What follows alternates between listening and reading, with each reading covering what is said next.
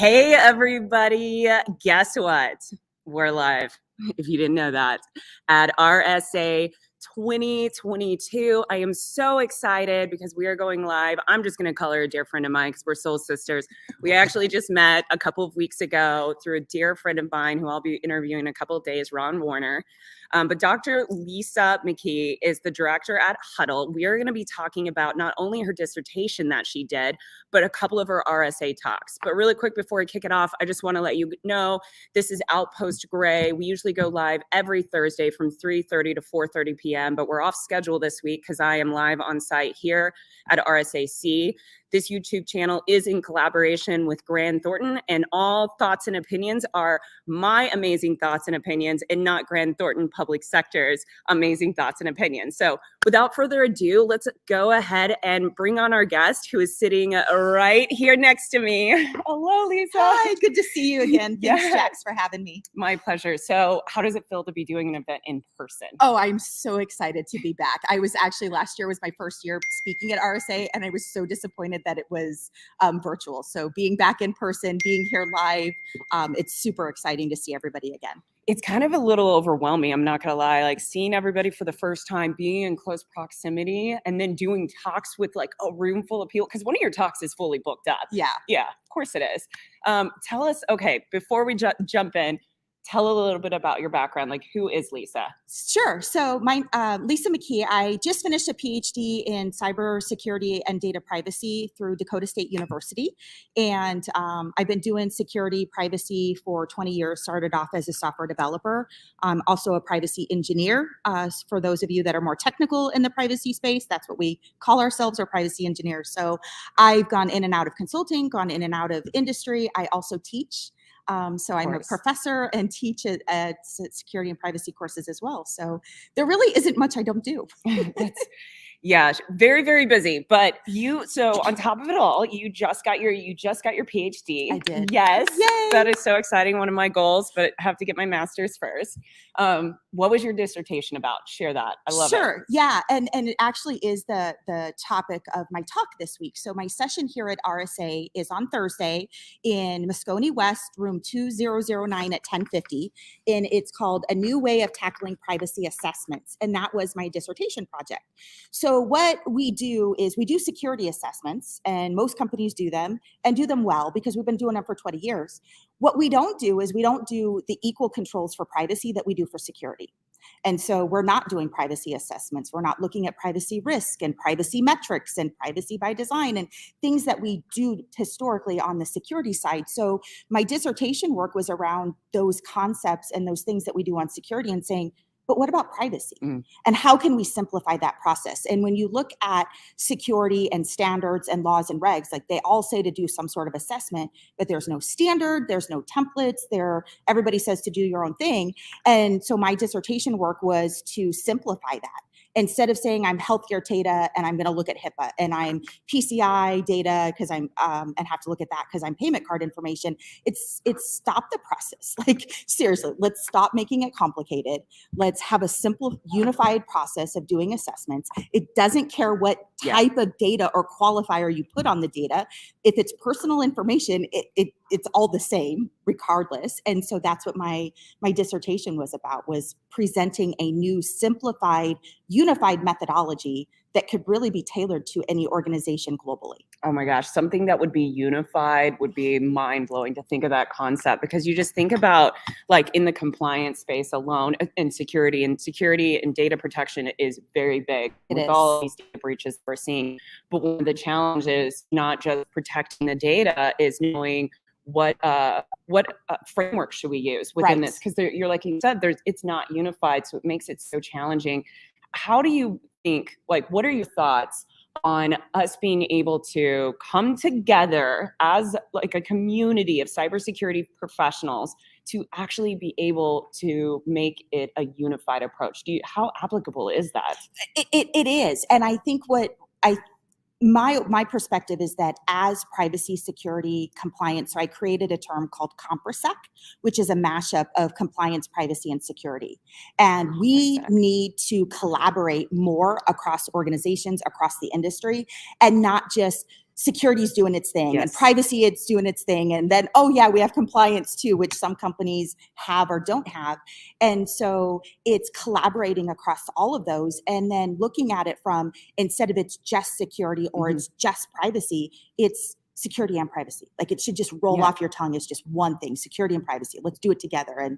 And if we start to do that, I feel like it'll simplify things. As a compliance person, there's so many laws, there's so many regs, it's Mhm. complex. Companies struggle to keep up because there's so much. It's like, what do I do? And then we get into the habit of checkbox audits and checkbox assessments because I don't have the staff, Yes. I don't have the time. I'm going to quickly do whatever I have to meet this law, call it done, and move on, because I don't have the time and resources to move on. And that's the challenge that organizations face today. So going to a unified, simple process, Mhm. rolling it out there, I think once organizations see how easy it is to do, I think we can get buy-in and we can do it. And then the next step would be going to legislators and saying, why do we need all these laws, right? We've had some of our past administration try to deregulate some things, and instead, it made things easier. And I think we need to do more of that. Yeah, right now things are very complicated in this space. And I'm going to say that you definitely have a little bit of a daunting road. You are like very much in the way in this space, but we need that. We need to start seeing that change, because the threatscape alone is changing rapidly. It is. And adversaries are not going away. They're becoming more strategic and smarter. The cat and mouse game, that I feel like sometimes that mouse is getting further away from the cat, especially in like spaces like the federal space, because we have so many restrictions because of laws. But then the federal space is trying to create more legislation, but it's a decade behind. Right. So one of the talks that you're giving here at RSA, the title of is A New Way of Tackling Privacy Assessments. Can you share a little bit about what that talk is on? Yeah, so it's taking a look at what's your compliance. I call it a compliance footprint. Again, another thing that we don't have in the industry, it's not a term that exists today. So if you ask a company, what are the laws and regs you have to adhere to? Most companies can't tell you. Just like saying, is your data inventory accurate? I was just going to Do say you have that. an accurate network diagram? Yeah. And they'll just be like, oh, well, What? I tried to. And so, Yeah. so this is just another one of those things. But network diagrams and inventories are standard security. Everybody has to do them. They're used to doing them. Now, when you say, what's your compliance footprint? They're just like, well, what is that? And then you say, what laws and regs do you have to comply with? Well, I don't know, HIPAA, PCI, they know the 5 or 6 top ones, but they don't know everything. And so my talk is saying, okay, one, start with what's your compliance footprint. Do you know what applies to your company? Because if you don't know what applies, it makes it really hard to even know where to start. How do I get started? Where do I begin? And it also helps from a privacy perspective in knowing what international laws apply. Am I an international company? The laws vary drastically, like from Brazil's pretty stringent, India's pretty stringent, GDPR that we all talk about. And there's a lot of others that are a little different from each other. And if you don't know that, privacy is going to get you from laws and fines more than security, more than PCI. And so that's where I push things, is more on the privacy side to try to drive change. And so that's what it's starting with, is your privacy footprint. And then once you know that, then I can say, okay, what's my assessment look like? Where's all the data that I have? What's my inventory? Common term that we have on security, let's apply it to privacy. When you look at laws and regs, they say go do privacy assessment. Assess your risk. And you're like, a risk of what? Yeah. Okay, I know this software application that we have, so I'll go do that. But you're missing 90% of this because you don't know what exists. So let's start at the very beginning with our inventory of systems and applications and data, and then you can assess risk on that, assess risk on processes and procedures, which most of our regulations, again, look at systems and applications, not so much processes and procedures.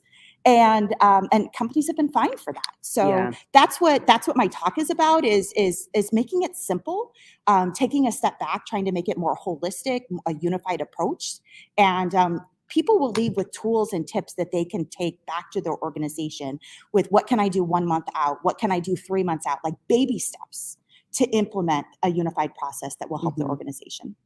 What are you doing right now to make this change start to happen in the industry? I mean, education is a big factor, hence the 2 talks that you're giving while you're here at RSAC, which we're going to talk about, and you guys will be able to find out where you can go and see your talks. But what is what can we do? And the people that are watching this right now, what can they do to start advocating to help you in this journey to start creating that unified approach? Yeah, I think some key steps is just jumping on the privacy bandwagon. I mean, seriously, we don't talk about privacy enough. Security is a hot topic, but how much have you heard privacy this week at RSA? Mm-mm. No. Yeah. And so A lot of security though. It's all security, Yeah. 90%. And occasionally. Why do you think that is though? Because we've been doing security for 20 years. That's what we talk about. And that's what people know. And though privacy has been around for years and years, and we have privacy laws going back to 1974 in the US, it's not new. The conversation is new. Yeah. GDPR and the new privacy regs really started the conversation around privacy. And what happens is companies go, well, I'm not an international company, so I don't have to do GDPR. Okay, well, I'm not in California or now the 5 states that have privacy laws, so privacy doesn't apply to me. And companies are quick to say, my out, instead of saying, how can I be proactive? How can I do the right thing? How can I apply these technologies and these concepts to my organization? And I really think that's how we start to get to a holistic, unified, everybody's on board, is we really need to start talking more about privacy.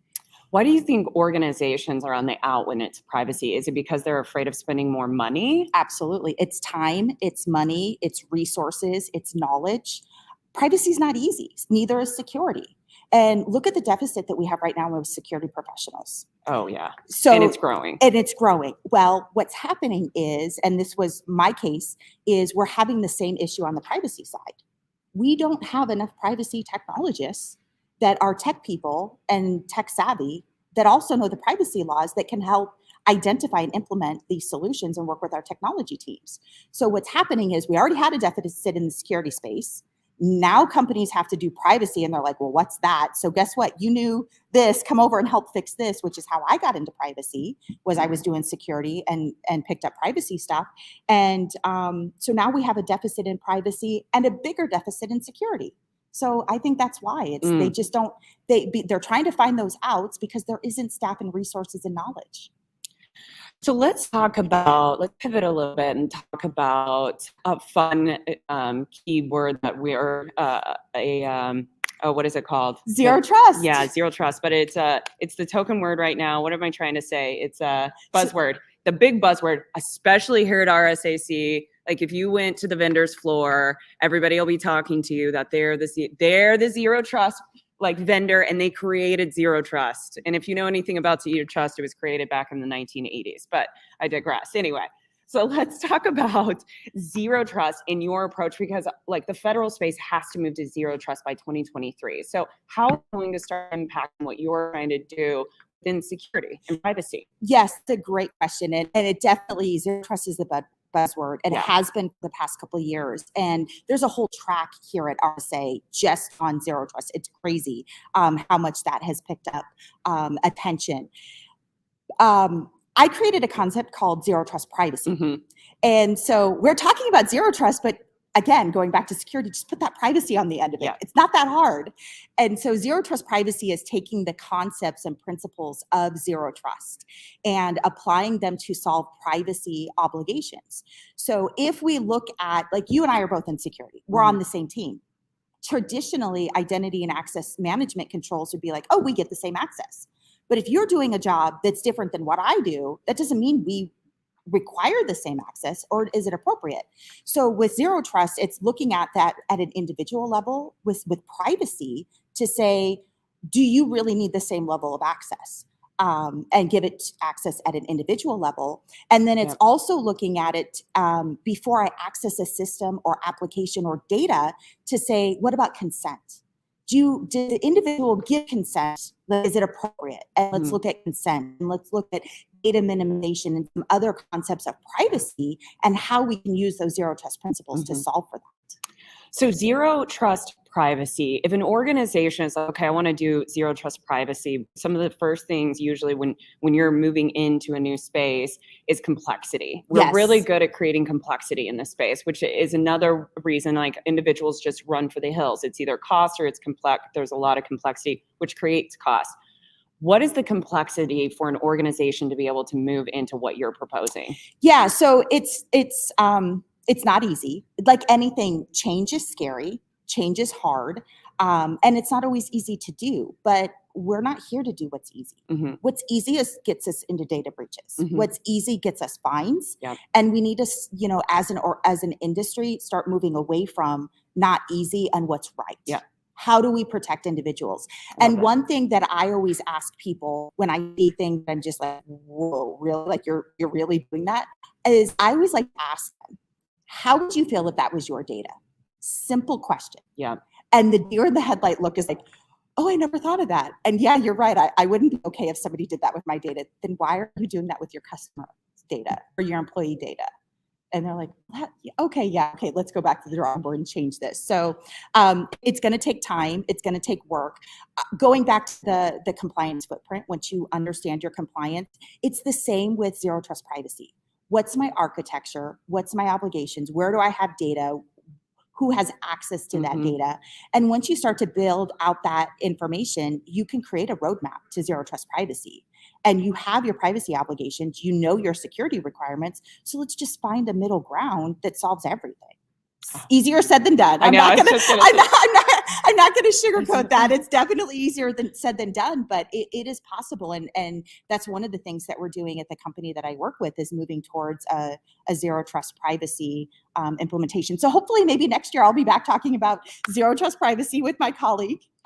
So yeah. That's awesome. Not that she's already doing not one, but two talks, but we're about at the time to start to wrap up, but I want to give you a little bit of time. Let's talk about where are your two talks? How can people find you? How can they follow you, find you? And I'll share her LinkedIn information, but yeah, share a little bit about that. Perfect. Talks. Yeah. So my main session talk is Thursday in Moscone West, room 2009 at 10:50. And the title of that talk is A New Way of Tackling Privacy Assessments. And that's right before lunch. After lunch, I'm also doing a birds of a feather. So if you want to continue the conversation, don't make it to that session talk, have additional questions. How does this work? I will be doing a birds of a feather in Alcove 3 on the second floor at Moscone West at 1:15. Oh my gosh. And find her. Definitely look Dr. McKee up on LinkedIn. Pretty easy to find her, Lisa McKee. This has been an absolute pleasure. I appreciate it. Thank you so much. Thank you for making the time. All right, that is it. Just to give you guys a reminder, we are going to be doing another interview here in the next 15 minutes. I actually don't remember who it is, but that is on me. But I will see you guys in about 15 minutes. Have a great one.